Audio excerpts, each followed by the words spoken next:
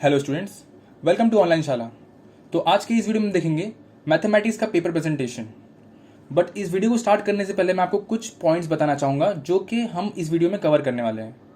So the first point is how and where to do rough calculations. Yes, जैसे कि maths का paper है तो यहाँ पे आपको रफ कैलकुलेशंस करने पड़ते हैं। ओके, तो बहुत सारे बच्चे होते हैं जिनको डाउट होता है कि हमें एग्जैक्टली कहाँ पे और कैसे आंसर शीट में रफ कैलकुलेशंस करने चाहिए। तो मैं आपको वो बताऊंगा एकदम एग्जैक्ट कि आपको कैसे कैसे करना है। ओके, उसके बाद some important dos and don'ts. This is the second point, आपको क्या क्या पेपर में नहीं करना है और क्या क्या करना है वो चीज़ें भी मैं आपको एकदम अच्छे से एक्सप्लेन करूंगा। And the third point is time management. Yes, बहुत सारे बच्चे होते हैं जो बोलते हैं सर पेपर हमारा छूट गया, हम पूरा पेपर अटेम्प्ट नहीं कर पाए। ओके, तो मैं आपको कुछ ऐसे टिप्स दूंगा जिसको फॉलो करके आप पूरा पेपर अटेम्प्ट कर पाओगे। ओके, उसके बाद fourth point is if you don't know the answer of the question then also you can score marks, but how. तो अगर आपको क्वेश्चन का आंसर नहीं पता तो आप क्या कर सकते हो जिससे आपको वहां पे भी मार्क्स मिल जाए, उसके बारे में भी मैं आपको इस वीडियो में बताने वाला हूं। And the last point is how you can increase up to 10 marks in each subject by following some basic tips. Yes, आप अपने कैसे 10 मार्क्स बढ़ा सकते हैं, एट अप टू 10 मार्क्स तो आप बढ़ा सकते हैं, बट कैसे, और सिर्फ मैथ्स में नहीं हर सब्जेक्ट में, उसके लिए आपको कुछ तरीके बताऊंगा। ओके, तो इस वीडियो को देखने वाले 3 टाइप के स्टूडेंट हो सकते हैं। पहले वो जिन्होंने साल भर अच्छे से पढ़ाई करी होगी डेडिकेशन से, दूसरे वो जिनको एटलीस्ट आधा तो एटलीस्ट पढ़ा होगा, और third type of students are जिन्होंने अब तक पढ़ाई शुरू ही नहीं की है। ओके, तो अगर आप इन तीनों में से किसी भी कैटेगरी में आते हैं then this video is for you. आपको इस वीडियो से जरूर कुछ ना कुछ ऐसा मिलेगा जो आपको बोर्ड एग्जाम में बहुत ही ज्यादा हेल्पफुल होगा। Okay, so make sure to watch the video till the and.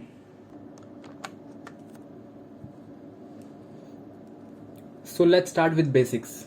तो सबसे पहले मैं आपको बताऊंगा कि इसको कैसे फील करते हैं। हो सकता है कि बहुत सारे स्टूडेंट को पता हो, पर बहुत सारे स्टूडेंट होते हैं जिनको इसके बारे में नहीं पता कि कैसे यहाँ पे फिल किया जाता है पूरे पेपर के फर्स्ट पेज को। तो ये जो सेंटर नंबर है, सबसे पहले आप देख सकते हैं यहाँ पे सेंटर नंबर है। सेंटर नंबर आपको हॉल टिकट में मिलता है। ओके, जो यहाँ पे नंबर लिखा होगा सेंटर नंबर वो आपको यहाँ पे फिल कर देना। फॉर एग्जांपल 1 2 3 4 जो भी हो यहाँ पे फिल कर देना। ओके, उसके बाद आपका जो सीट नंबर है यहाँ पे आप देख सकते हो M240163, तो उसको यहाँ पे फिगर्स में लिख देना है। उसके बाद इन वर्ड्स में उनको वो जो आपका सीट नंबर होगा उसको लिख देना है। एम को एज इट इज एम लिख देना है। उसके बाद 2,40,163, यहाँ पे आप देख सकते हो 100 ही लिखा है, सिर्फ 63 आपको लिखना है। ओके, तो थोड़ा अगर छोटा हो जगह तो प्लीज थोड़ा छोटा छोटा करके आपको पूरा का पूरा लिखना है। ओके, उसके बाद सिग्नेचर, तो सिग्नेचर आपका पूरा इस बॉक्स के अंदर ही आना चाहिए। ये जो आपका ये बॉक्स है इतना, इसके अंदर ही आना चाहिए बिल्कुल, इसके बाहर बिल्कुल भी नहीं जाना चाहिए। ओके, उसके बाद यहाँ पे आपको चिपकाना है आपका बारकोड स्टिकर आपको मिलेगा एक, उसको यहाँ पे आपको पेस्ट कर देना है। उसके बाद फिर लास्ट में मिलता है होलोग्राफ, वो आपको ये पूरे एक स्क्वायर टाइप में रहेगा, उसको आपको यहाँ पे लगा देना है। वो ब्लैक कलर का होगा कुछ, तो उसको पूरा यहाँ पे स्टिक कर देना है।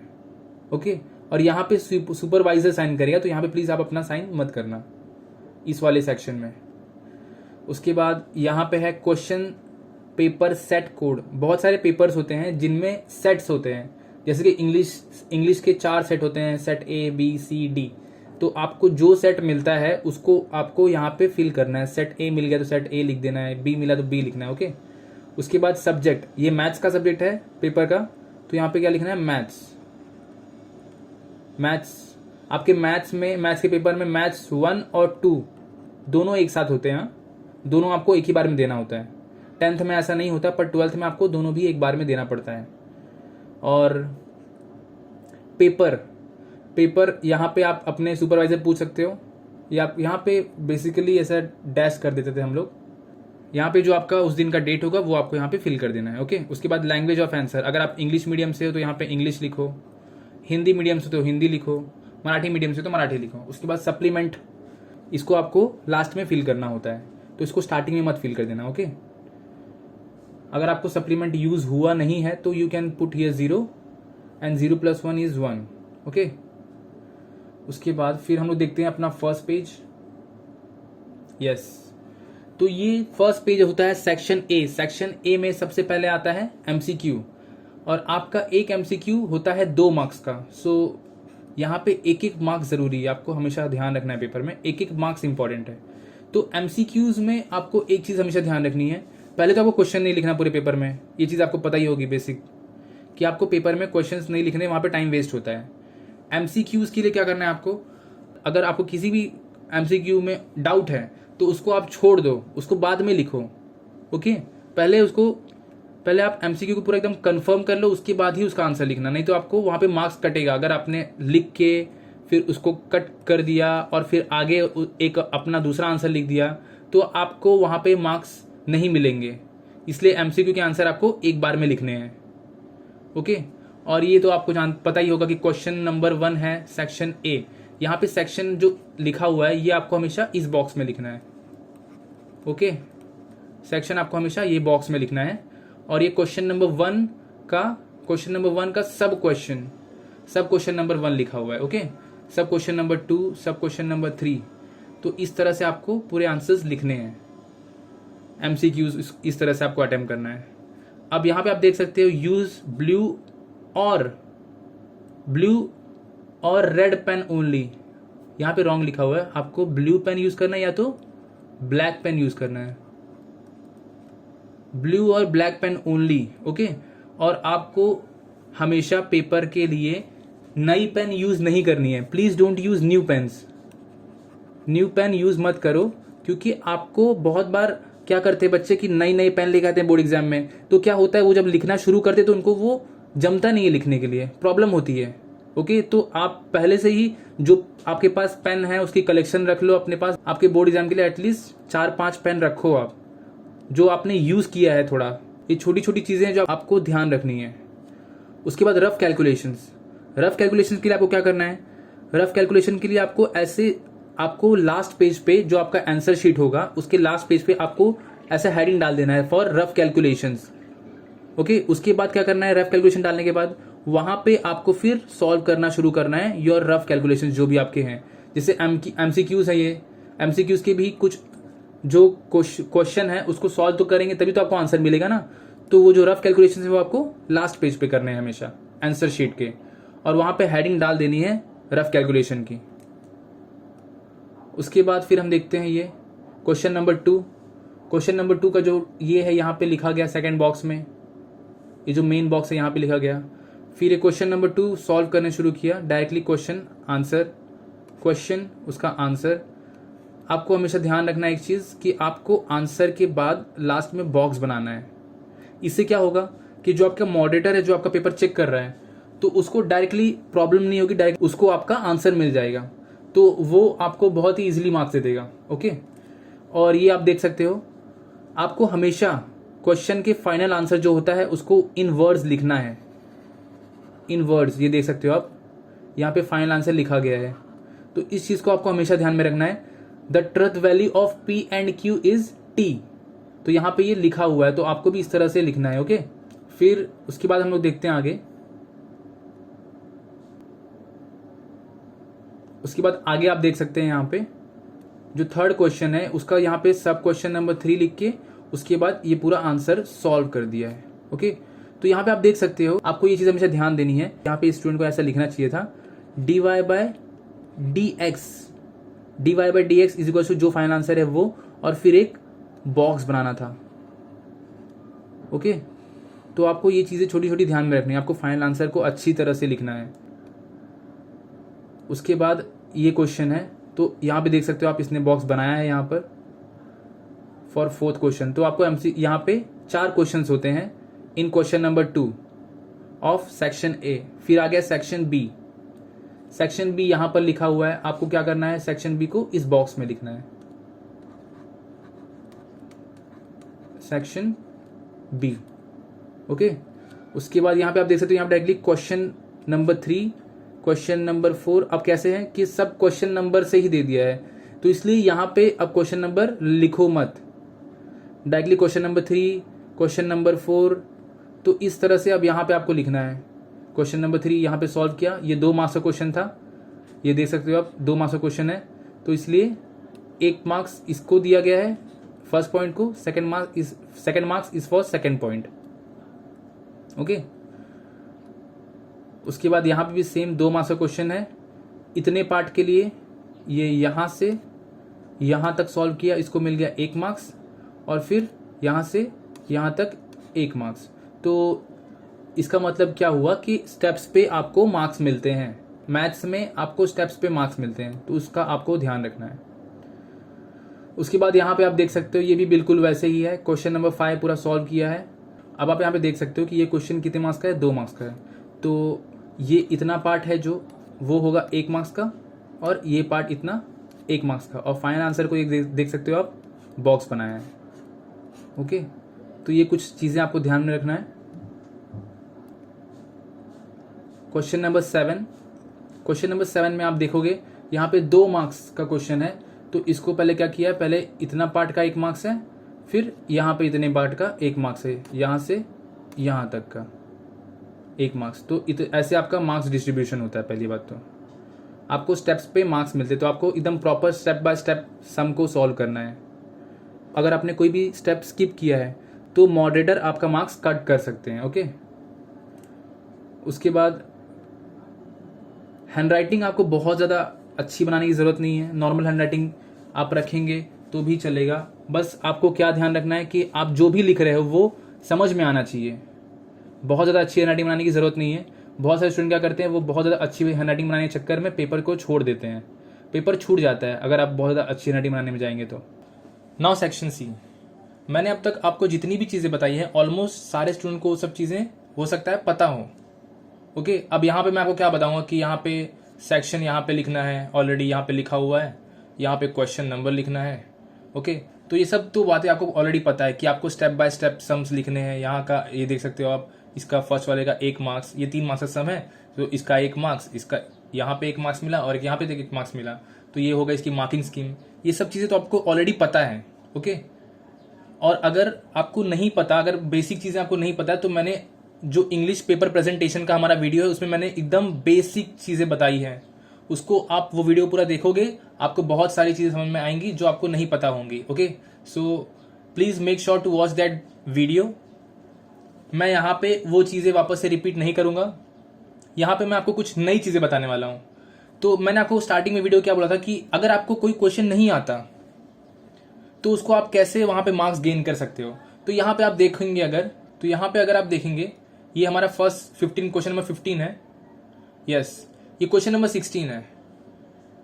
ओके, तो ये क्वेश्चन सेक्शन 3 का है, तो ये 3 मार्क्स का है। ओके, सेक्शन सी का ये 3 मार्क्स का क्वेश्चन है। तो अगर आपको ये क्वेश्चन का आंसर नहीं आता तो इसको आप क्या कर सकते हो, आप क्वेश्चन को अटेम्प्ट करो। सबसे पहले आपको पूरा पेपर A to Z जितना आता है उतना पहले पूरा पेपर लिखो। ओके, वो लिखने के बाद अब आपके पास टाइम बचा हुआ है, तो आपको क्या करना है कि आपको एक्स्ट्रा जो क्वेश्चंस पड़े हुए हैं, जो आप जिसका आपको एटलीस्ट फॉर्मूला पता है, या आपको पता है कि इस क्वेश्चन में डायग्राम है जो मुझे पता है, सम तो नहीं आता मेरे को पूरा, लेकिन थोड़ा बहुत मुझे पता है इसके बारे में, तो क्या करो आप उसको लिखो। जैसे क्वेश्चन नंबर 16 है, ये मेरा पेपर पूरा हो चुका है, उसके बाद मैं अटेम्प्ट करना शुरू कर रहा हूँ। ओके, तो 16 क्वेश्चन नंबर मैंने लिखा, उसके बाद यहाँ पे ये जो डायग्राम है उसको मैंने बना दिया, पेंसिल और स्केल से अच्छे से आपने डायग्राम बना दिया। उसके बाद आपको क्या करना है, सबसे पहले जो गिवन दिया होता है, यहाँ पे देखो अजम्पशन लिखा है यहाँ पे, पहले अजम्पशन का आप देख सकते हो यहाँ पे 1 मार्क्स मिल गया। ओके, तो ऐसे ही आप कोशिश करो 2-3 स्टेप वहां पे लिख दो। एक है अजम्पशन लिखा यहाँ पे, let us take the angle of triangle ABC, जो भी था अजम्पशन वो लिखा। उसके बाद फिर यहाँ पे आप देख सकते हो जो भी गिवन है वो थोड़ा बहुत लिखा, फिर बेसिक्स 1-2 फॉर्मूला जो थे, sine cos A is x by b, sine A is y by b, ये थोड़े बहुत फॉर्मूलाज लिख दिए जो भी रिलेवेंट, जो सम में अगर आपको थोड़े बहुत 1-2 स्टेप भी आते हैं तो उसको अटेम्प्ट करो। ओके, तो इससे क्या होगा, अगर ये 3 मार्क्स का सम है तो आपको कहीं ना कहीं 1 मार्क्स जरूर मिल जाएगा उससे। अगर आपको 1 मार्क्स यहां मिल गया, 5 आपने अटेम्प्ट किया, एटलीस्ट आपको 4 तो मार्क्स मिलेगा, 4 मार्क्स तो मिलेगा ना। तो ऐसे करके आप थोड़े बहुत मार्क्स और गेन कर सकते हो। ओके, पूरा पेपर अटेम्प्ट करने के बाद लेकिन ये करना है आपको। ऐसा ना हो कि पेपर आपका बाकी है, आपको क्वेश्चंस बाकी के आते हैं लेकिन आप यहाँ पे जो आपको क्वेश्चन नहीं आता है उसको अटेम्प्ट कर रहे हो। प्लीज़ ऐसा मत करो, एट दी एंड आपको ये चीज़ करनी है। इसके बाद अब आगे देखते हैं हम लोग। तो यहाँ पे आप देख सकते हो, यहाँ पे भी फिर यहाँ पे ये जो क्वेश्चन नंबर 17 यहाँ पे आप ध्यान से देखेंगे तो क्वेश्चन लिखा है, यहाँ पे देखो द डायरेक्शन रेशियो लिखा पूरा, उसके बाद जो गिवन था वो लिखा, फिर यहाँ पे भी वही किया, फिर इसका 1 मार्क्स मिल गया, देख सकते हो आप। तो इस तरह से आपको अगर थोड़ा बहुत स्टेप्स आता हो तो उसको लिखो, you can get marks there. Okay, उसके बाद यहाँ पे भी आप देख सकते हो इतने पार्ट का 1 मार्क्स मिल गया। तो क्वेश्चन को अटेम्प्ट करना है आपको, अगर आपके पास टाइम है तो। ये देख सकते हैं आप यहाँ पे इतना यहाँ पे मार्क्स इस पार्ट पे मिला। तो आपको गिवन लिखना है, उसके बाद थोड़ा जो कंसिडरेशन होगा वो लिखना है, और फॉर्मूला अगर आता है आपको सम का तो उसको भी लिख दो, और थोड़ा ट्राई करो सॉल्व करने का सम को। ओके, अब आगे देखते हैं। तो ये भी सिंपल सम है, यहाँ पे भी सेम वैसे ही जो क्वेश्चन था उसको स्टेप बाय स्टेप सॉल्व किया गया है, इतने पार्ट का 1 मार्क्स मिला है। उसके बाद फिर यहाँ से यहाँ तक जो भी था उसका 1 मार्क्स दिया गया है। उसके बाद ये लास्ट में जो आंसर फाइनल आंसर है उसका लास्ट में 1 मार्क्स मिला है। So it is 3 marks. फिर ये भी वैसे ही बिल्कुल, ये जो डायग्राम वाले सम्स होते हैं यहाँ पे आपको अगर देखो सम को, अगर आपको डायग्राम आता है तो प्लीज उसको बनाओ पेंसिल और स्केल से। ओके, डायग्राम हमेशा आपको बनाना जरूरी है अगर रिक्वायर्ड है, वहां पे अगर सम ज्यादा मार्क्स का है और ऊपर से उसमें डायग्राम अगर है तो आपको बनाना है उसे। ओके, यहाँ पे आप देख सकते हो कट किया हुआ है, तो ऐसे आपको कट नहीं करना बिल्कुल भी, आपको बस एक सिंगल लाइन मार के छोड़ देना है और आगे उसको कंटिन्यू करना है। ओके, उसके बाद आप देख सकते हैं सेक्शन डी आ गया। तो ये भी सेम उसकी तरह ही है, बिल्कुल स्टेप बाय स्टेप आपको सम सॉल्व करना है। क्वेश्चन, सेक्शन, ये सब चीज़ें आपको ऑलरेडी पता है, तो ये सब चीज़ें मैं आपको बार बार नहीं बताऊंगा। यू कैन सी, ये सब आप देख सकते हो। फिर ये है ग्राफ का सम, क्वेश्चन नंबर 30 का सम है जो ये ग्राफ का सम है। तो ये ग्राफ बनाया हुआ ये जो सम है, ये इसको यहाँ पे सॉल्व किया है, ABCDEF, क्वेश्चन नंबर 30 है। हाँ, लेकिन इसको आप देखोगे ग्राफ, तो ग्राफ हमेशा पेपर के एंड में अटैच करते हैं, पेपर के एंड में। मैं डायरेक्टली आपको ग्राफ दिखाता हूं, ये देख सकते हो आप ग्राफ। तो ग्राफ का आपको बता दूं डायरेक्ट,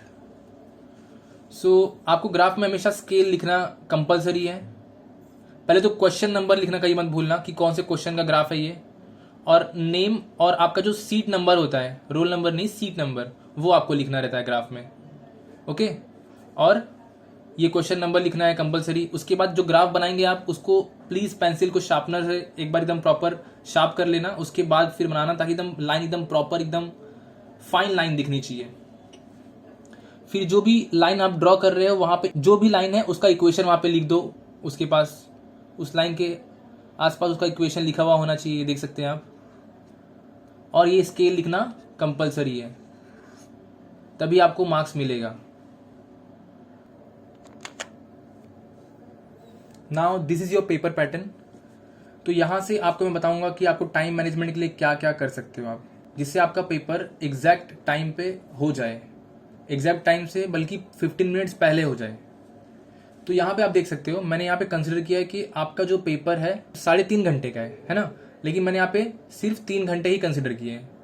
तो 3 आवर्स में होते हैं 180 मिनट्स, 180 मिनट्स है आपके पास। तो आप क्या कर सकते हो कि सेक्शन ए जो है, जब आप सेक्शन ए अटेम्प्ट कर रहे हो तो आप सिर्फ और सिर्फ सेक्शन ए में 30 मिनट लगाओ।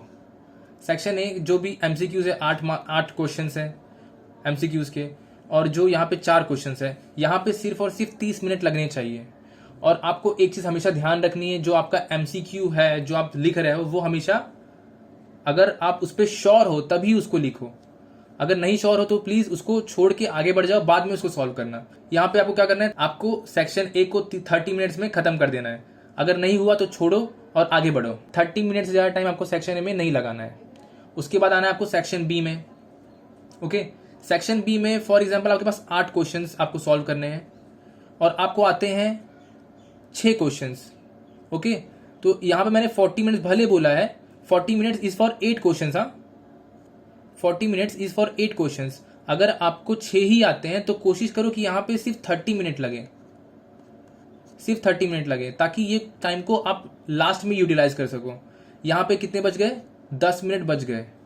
ओके, और फिर यहाँ पे आपके 8 क्वेश्चन हैं। अगर आपको पूरे आते हैं तो कोशिश करो कि पूरे क्वेश्चंस 8 के 8 अगर आपको आ रहे हैं तो वो 60 मिनट में खत्म होने चाहिए। सेक्शन सी 60 मिनट में तब खत्म होना चाहिए जब आपको 8 के 8 क्वेश्चंस आते हों। ओके, अगर नहीं आ रहे हैं, फॉर एग्जाम्पल आपको 6 ही क्वेश्चंस यहाँ पे भी आ रहे हैं, तो ये 45 मिनट में खत्म होना चाहिए। तब यहाँ पे कितने बच गए, 15 मिनट बच गए। उसके बाद ये 5th वाला जो है ये 20 मार्क्स का है, 50 मिनट्स है आपके पास यहाँ पे। और यहाँ पे आपको अगर 5 के 5 आते हैं तो यहाँ पे 50 मिनट्स आप लगा सकते हो। और अगर नहीं आते हैं तो आपको क्या करना है, यहाँ पे जितना कम समय आ रहा है उतना कम टाइम लगाना है आपको। ये चीज़ आपको हमेशा ध्यान रखनी है।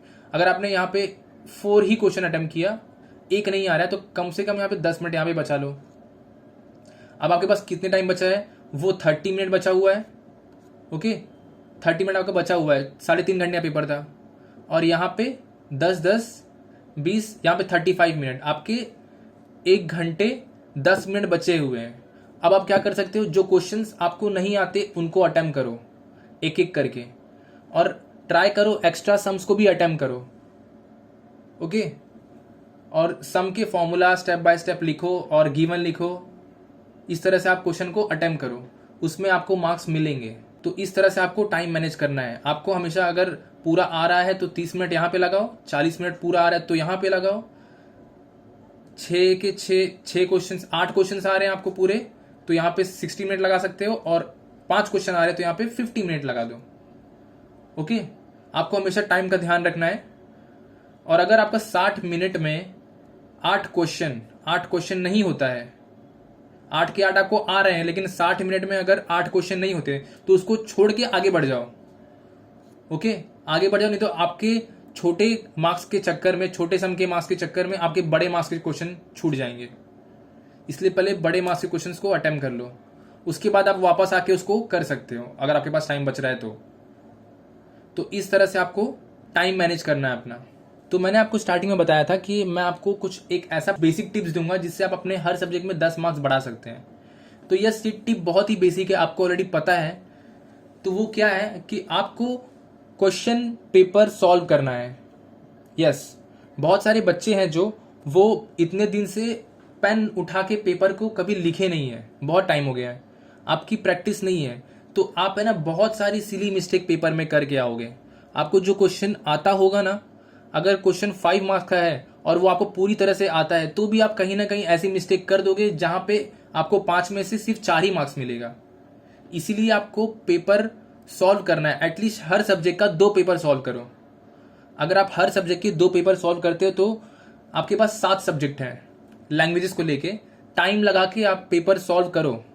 पेपर सॉल्व करोगे तो आपकी राइटिंग प्रैक्टिस होगी